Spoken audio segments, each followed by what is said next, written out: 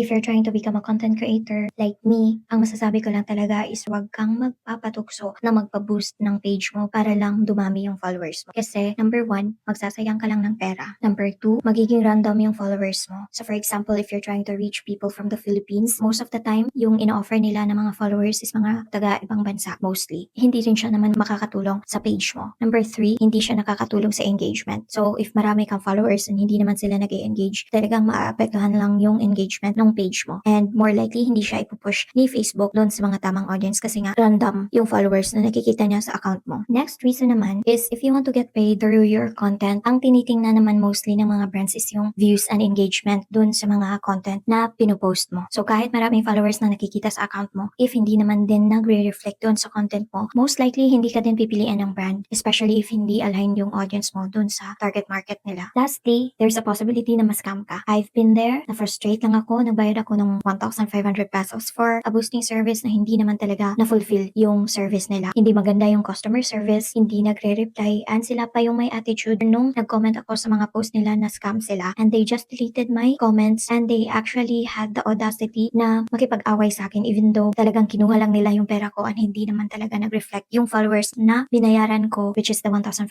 Hindi talaga nangyari yun. So be careful kasi minsan yung iba na nag-a-ads, yung mga nakikita mo sa Facebook, hindi lahat legit. After that bad experience, natuto na ako na hindi naman talaga kailangan ng followers. Kung sa boosting mo lang din naman nakuha, nakakaengganyo man, tingnan na marami kang likes and followers sa page mo, pero alam mo namang hindi totoo and hindi naman talaga sila mag-engage sa content mo. So don't waste your money.